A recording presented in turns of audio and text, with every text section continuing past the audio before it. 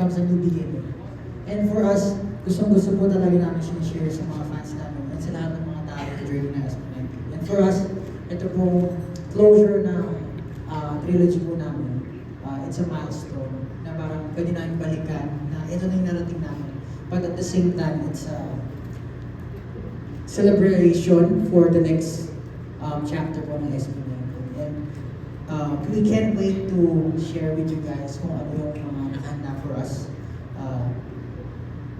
Kasi ngayon po, mas matindi, mas may creative freedom kami, mas bold kami in terms of exploration sa pagdating sa music na ginagawa namin, and mas more, tinatarget po talaga namin yung going global para ipakita kung ano yung meron ng mga Filipinos. So, I'm just so happy na itong mga opportunities na ganito dumarating sa amin. Hindi naman po siya madali talaga dumarating. Talagang bibihira yung mga ganitong klaseng opportunity. So, itong album na po na nag-release namin, it's a celebration for everything that we have achieved together. So, yun po yung dahilan kung bakit naman talaga nilabas ko sa album po namin ito sa chapter na ito. Alright, thank you, Pablo. My second question is for Justin. What kind of sound does SB19 endeavor to create in this Wakas at Simula album? For our music directions po, syempre, we've been parang 8 years na in the industry, 8 years na gumagawa ng music, performing, and right now, we are more confident, and I should say na parang hindi na kami walking on tiptoes. So parang may assurance na kami sa mga sarili namin, sa gusto namin gawin na ito yung gusto namin i-try, ito yung gusto namin ipakita. And di ba po, for example, with Visa, parang we're trying out different things. May utot, may tae sa lyrics, and whatnot. So parang mas meron kaming power or tayong confidence siguro. Mas confident na kami sa gusto namin gawin. Thank you. Okay, thank you. On me first, things like that. Pero dito sa Pilipinas, yung solo career ninyo ay nag-flourish din. You're not just SB19 as a whole, but individually, you are your own artist. And bago kayo simula at Wakas, and syempre, Wakas at Simula, meron kayong time na i-nurture yung sarili yung solo careers. So, ano yung specific na lessons or insights na na-learn nyo from your solo era na dinala nyo dito sa bagong part ng trilogy or dito sa Feeling ko yung pinaka natutunan talaga namin is yung lakas ng bawat isa na pag pinagsama namin is something great and bigger than us talaga. Kasi kahit naman ako, personally, kahit sabihin ko na kaya kong bumanter sa mga tao, kaya kong maging ako, maging makwela, pero hinahanap ko pa rin yung energy nila, hinahanap ko pa rin yung sila na kasama ko. So I think, hindi sa nasanay ako with them growing as an artist. It's more of, kailangan ko yung kami para mag-work pa rin ako as alone. Kasi kahit naman nasa stage kami, sabihin natin, we perform as SB19, we have our solo parts, parang kailangan ko sila kasi sinusupport nila ako sa part ko for me to shine. And yun yung hinahanap ko, yung sila and ang bawat isa para i-support yung bawat isa para mag-shine din kami in our own way. So parang yung pag-solo namin is something na way lang para mahanap namin or ma-discover namin yung strength ng bawat isa and mas ma-capture namin kung ano talaga yung hinahanap ng sarili namin dun sa solo journey namin. And I think isa sa nagpaganda rin ng solos namin is yung mga nalaman din namin through our journey alone na nasama nga namin ulit nung nagsama-sama na kami in creating this album. Parang lahat talaga ang bagong experience ko, experience ni ganito ni ganyan. So lahat yun nagsama-sama namin so that hindi lang yung perspective namin as a team yung napasok, pati yung perspective namin outside SB19 yung outside ourselves. So yun po yung magandang natutunan namin during our solo careers. Thank you po. So iba po ba ako sa solo? Baka may mali po ako na sabi. parang Of course, nabanggit na yun na kanina yung artists that you're collaborating with. But within the group, will there be other collaborations that you're doing? And can you share a bit of the process in creating Wakas at Simula? This one is very different kasi po, yung mga na-collab namin before mostly is mga Filipino artists.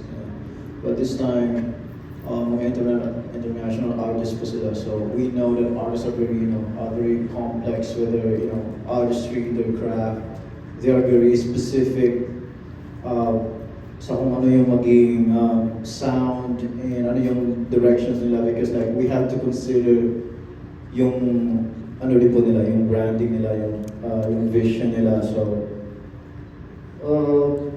merong struggle, like, smooth, as an artist, kailangan mo i-punish yung sarili mo to para makuha yung pinaka-perfect na result. So, it's different from before. Gaya na sinasabi ko po yung cultural side din po kasama rin po yun. Kailangan yung consider. And from the very beginning, we are aiming for the global stage. So I think now is the best time to step out dito sa sa comfort zone namin. So international na po ito. Ito. I think na within the group naman po, I think nakatulong na nakakita ko naman sa China at sa kanina. Nakatulong na talaga yung endeavor namin sa solos namin. Kasi si Ken, meron po siya may team din po siya na nagtrabaho niya, like Luke, ako po may trabaho, Rad Kids, kapatid ko, sina Emil, tapos si Josh, for example, sina Cersei, ganyan. So parang, mas may nakikita po kami mas magandang bagay or mas profound na bagay dahil iba't ibang learning or iba't ibang utak na work on a certain craft na talaga naman nakakahal pagandahin o palabasin mo ganda naman sa for this album, nag-produce po si Ken, produce po ako. Meron po kami international artist na nag-produce for this track.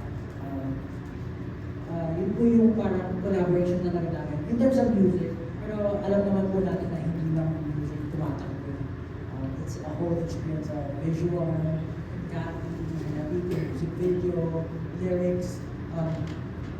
Everyone really pitched in their ideas para mas mapaganda o mas mabuo kung ano yung picture na gusto natin makita ng sambayan ng Pilipinas o Mondo. So, I'm just happy na sabi nga po namin from our last era, for the longest time, may sobrang solid. Pero this time, mas tumindi pa po yung, mas natumindi po yung parang collaboration namin with each other. And natulungan pa siya ng mas professional lenses na pwedeng makahelp talaga patuloy.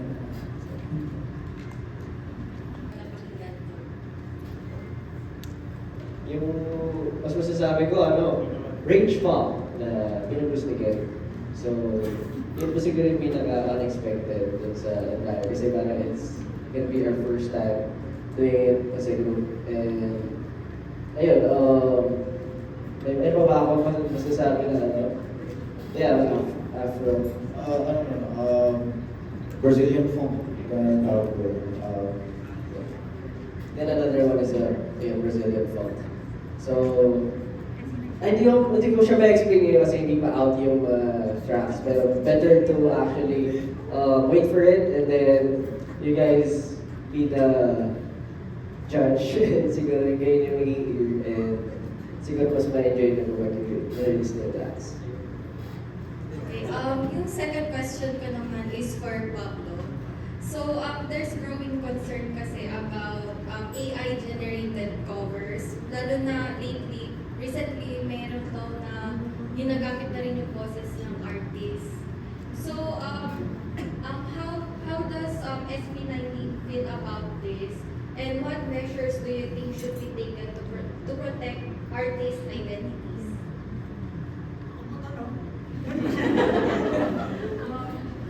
I think the AI po, it's a very powerful tool. And ako po personally, strong believer po on innovation. I think it's really important. But siguro po not at the expense of yung ninanakaw na yung identity ng mga artists or creative rights.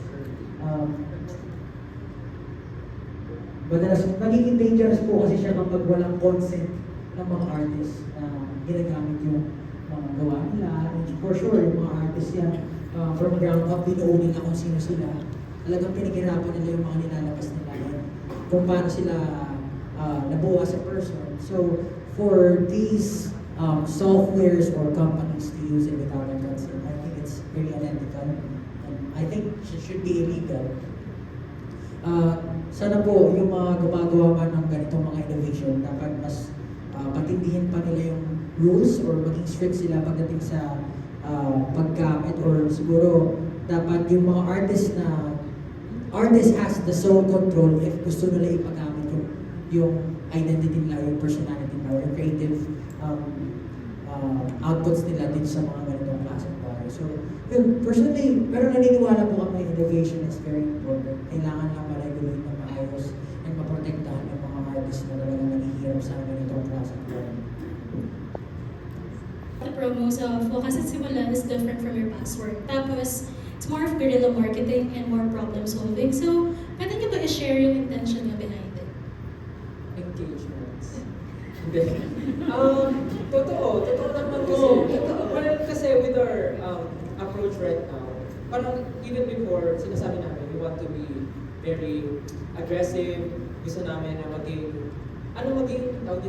household name sa SB19. But then we realized, hindi naman namin kailangan ipilit yung sarili namin. We just need to be us. Parang kami lang. Pakita lang namin kung sino kami. We just need to tap the right people na makakaintindi sa amin na ganito kami as an artist and ganito kami pag normal kami. Kasi wala namang pinagkaiba. Artist kami or normal kami. This is us. This is SB19. So I think yung approach namin right now is more personal and mas dito sa Pilipinas kasi na-realize din namin na if we wanna go global, paano kami masusuportahan ng mga tao kung dito pa lang hindi na kami well supported. I mean, supportado kami ng 18, hindi naman mawawala yan. 18 is always there, they support us. Pero bukod kasi sa 18, meron pang mas malaking bilang ng tao, big chunk of people na talagang hindi pa namin nare-reach. So I think before namin ipilit yung sarili namin sa kanila, dapat, I think, ipakilala muna namin kung sino talaga kami. Ano yung goal ni SB19, not only as an artist, but also to help itong economy natin, itong country natin. Ano yun, papakita natin kung ano yung kaya natin gawin. So I think we're very eager, pero we're very confident and friendly pa rin naman yung approach namin. Kumbaga, tapping the right people and yung tamang kung paano lang magpapakilala sa kanila ulit. Yun yung ginagawa namin ngayon with our team na super happy kami kasi lahat ng ginagawa namin ngayon is sobrang tama, sobrang pasok, and mas naiintindihan na kami ng cash flows ngayon. So we're very happy about that. And we're very excited na sa mga future gagawin pa namin. Marami pa po namin mga ikakagulat nila. So, ayun. Salamat po. Salamat. Paano yung gulat? Yun po, yun po. Kamusta kami ka? Sa akin. May pamilya. Salamat po.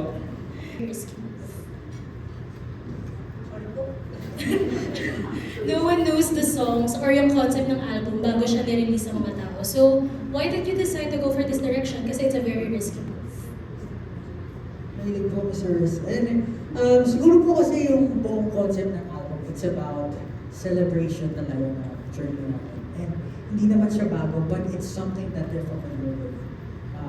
Ayaw namin ilatag sa kanila outright or isubo sa kanila lahat. Kasi mas masarap yung bagay kapag inaalala mo, yung may nostalgia ka na, ay, ito yung release na nung dati, and iba na siya ngayon. Yung maturity na dinadala ngayon ng kanta is something na nag-reflect na doon sa whole journey namin. So hindi namin talaga sinubula yung mga kanta na pinakita. Hindi kami naglagay ng mga matitinding piso na tulad ng ginagawa namin before because we want them to experience or we want them to like take the road para maalala kung ano yung ginawa ng SB19.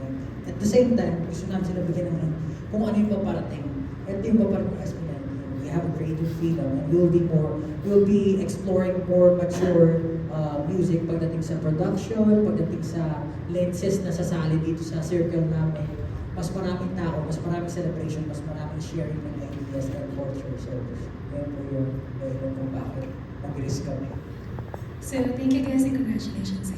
18 has been supporting you, lalo yung mga nasa TikTok. Kasi yung mga dance challenges nyo dumadaan sa feed namin. So, May kaba pa ba kayo nararamdaman when you did your previous tour? As always naman po, whenever we're going to be on stage, talagang lagi po kaming merong kaba. And I feel like yun din yung hinahanap po namin. Kasi if mawawala yung kaba namin sa mga bagay na gagawin namin, ibig sabihin, nawawala yung excitement or yung pressure for us to do our best. So I think yung kaba is one of essential things na kailangan as a performer, as an artist. Kasi ibig sabihin, pinapahalagahan mo yung gusto mong gawin.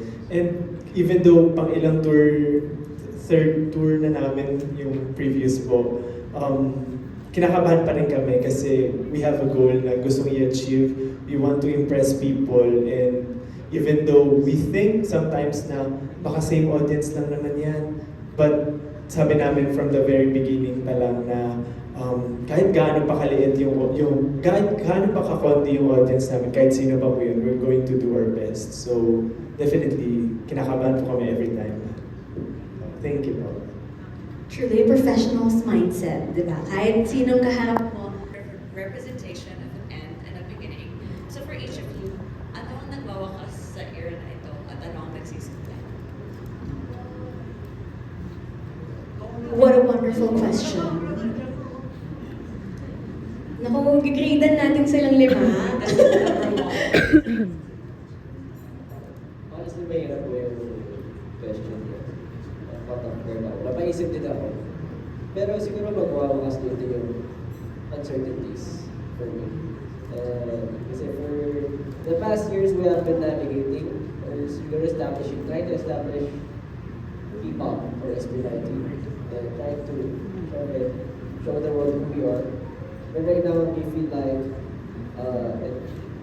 it's given na. Hindi na siya parang we try to put it in their mouth back. At ang magsisimula yung is for this to become normal to everyone, and we're gonna go bigger. And maybe in the next years, 3 to 5 years, everything will change and P-pop will soon be one of the siguro main export market. Ganda. Winakasan ang introduction ng P-pop. Sisimula ng global domination. Wow! Thank you, candidate number 1. Candidate number 2. Thank you so much. This is for everyone to wait. Yes. Parang sinagot na naman ng Josh. It's very, para sa akin kasi, matagal na po namin tinatry to build and establish talaga yung identity namin. Kasi, before kasi parang, hindi ko naman pero inaano kami na copycats kami, ito ganyan, So, yun po yung tinatry namin na establish and slowly establish namin siya yung P-pop, and we're trying to, personally, yun yung sa tingin ko na parang i-close namin na chapter and i-open namin yung bagong identity and to introduce yung totoong SB19 this time. So, Totoo. Ngayon kayo na yung ginagaya, di ba? Ng mga kokogento, yung mga kids, di ba? Kayo na yung ginagaya nila. Okay, candidate number 3, Justin. Siguro po, for me, one thing that we will end for this era is yung mga questions ng marami about us, about our opinions, kasi for this era, we'll be more vocal po, and we will be more confident sa mga gusto naming sabihin, and we'll make sure na yung influence namin to people is nasa tamang direction, or yung gusto talaga namin. So for this time, yun nga po, we'll be more vocal than before, and mas direct na po yung mga gusto namin gawin at sabihin. And thank you. Coming from the napakabait na bunso, tapos kaya will be more vocal. Pinaglalaban. Oo, the progress. Okay, and candidate number 4. Sorry po, medyo nahirapan ako sa question. Wala po talaga ako maisip. Pero hindi po siguro malalim, siguro sobrang simple lang. Ang mahalaga, may nagwakas at may panibagong simula. Mas ganun po ako nakapokus. Kumbaga, tapos na yung dating proyekto, gagawa tayo ng panibago. Kasi yun yung kailangan natin gawin para mas achieve ko natin kung ano gusto natin ma-achieve in the future. Mas malaki, papupuntahan pa po ni SB19. So, yun lang po, kaliwa ka ng dire-diretso. After ng isa, panibago ko. Yun po. That's true. Every end of a journey is a beginning of another. And Stel, candidate number 5. Yung answer ko po medyo connected sa sinabi ni Pablo. Kasi actually yung naisip ko lang po talaga is, one, the end is yung mga naging problems namin before na kinakatakutan ulit namin ng pagdaanan. Kasi with all the things na ginagawa namin ngayon as SB19 and 1Z, yung mga nakaka-collaborate ng artists, mga big companies, I think we learn from them as well. And nagugulat sila na with our small team and bago company siya, 1Z Entertainment, nagagawa namin yung mga bigger projects, mga exciting things with SB19. So parang I think yun yung kailangan namin ngayon.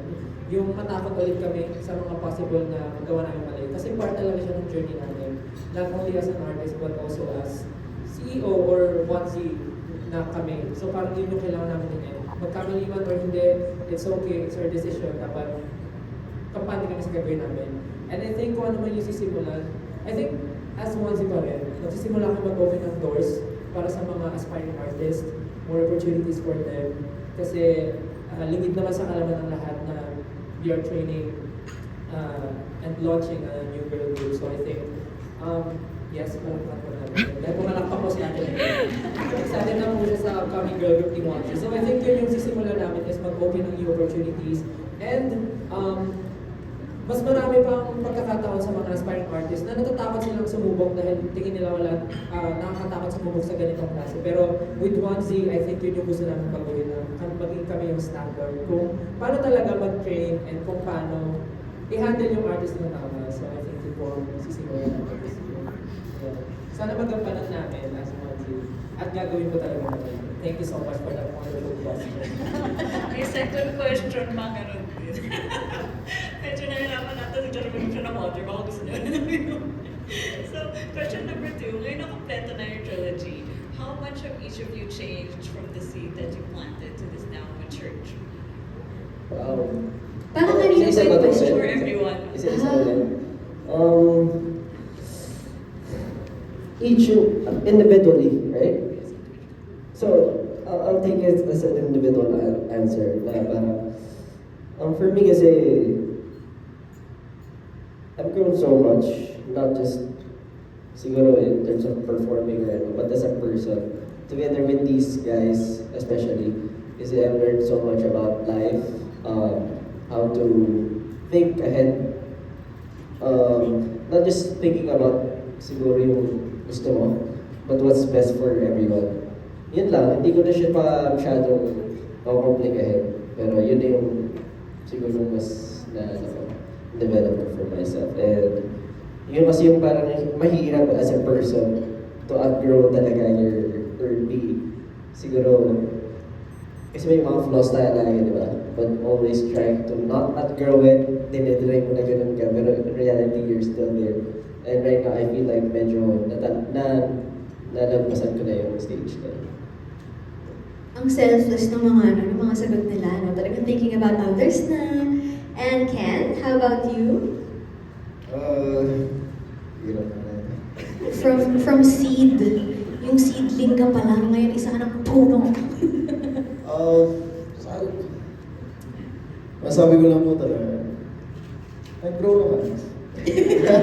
Hoy, isa ka sa mga pinakamalaki ang growth, Ken. Dati ka hindi ka nagsasalita eh.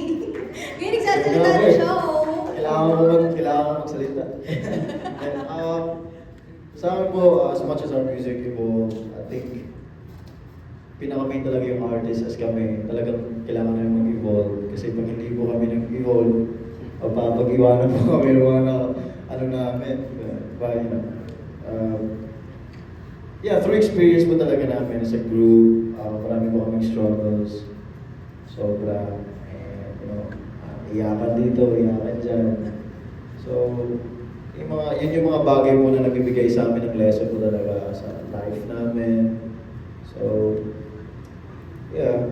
Sa music, yung music kasi given na yung kailangan namin na nag-evolve kami. Pero yung sa talaga, yung sa life talaga, tsaka yung mga pinagdaanan namin. I can say, hindi ko masabi ng hindi ko ma-explain sa in detail kung how much we've grown this past few years na magkakasama kami. Kasi mahirap siya, hindi ko alam paano ko siya explain, to be honest. Okay na kami dun sa detail na iyak dito, iyak doon. Nahihirapan po ako mag-explain sa mga ganun. Ang lalim na po kasi talaga eh. Kailangan akong halong katin po talaga eh. Okay, oo. Hindi, pero marami ka nang nakwento. Na-imagine na nga namin, umiiyak sila. Sino ba umiiyak? Okay, thank you, Ken. Justin? Siguro po yun sa akin, para ding puno. Lagi ko tayo sagot niya. Hindi, kasi po, before, nung sprout pa lang kami, ganyan. Sprout pa lang ako, personal, as an individual. Yung perspective ko po, umiikot lang sa paligid ko, sa sarili ko, no? I wanted to grow my skills, kung ano yung ginagawa namin, nakafocus ako na very hands-on kami sa ginagawa. Ngayon po na mas malaki na, mas malawak na rin yung nakikita ko. And I've learned to let go and parang maging guide naman sa iba, parang ganun po. Kasi before, gusto ko ako yung gumagawa, gusto namin very hands-on, ganyan. Pero now na puno ka na, mas nakikita mo yung nangyayari sa malaking bagay in a wider perspective. So, yun po, hindi lang as an artist na nagpa-perform yung growth, but as a person din, as a businessman, yung mga natutunan namin sa journey, ganun yung pagbabago, yung perspective po talaga. Thank you po. Very visual yung storytelling talaga ni Justin as a creative director. Pablo? Yun talaga po yung sagot ko. Kasi po yun naman yung pilar ng Emerson Freestyle. Pero yung big change talaga is maturity. So tama po yung sinabi niya. Kasi po yun yung trilogy. So from a small plant, usually gusto mo yung i-train sa'yo para lumaki ka.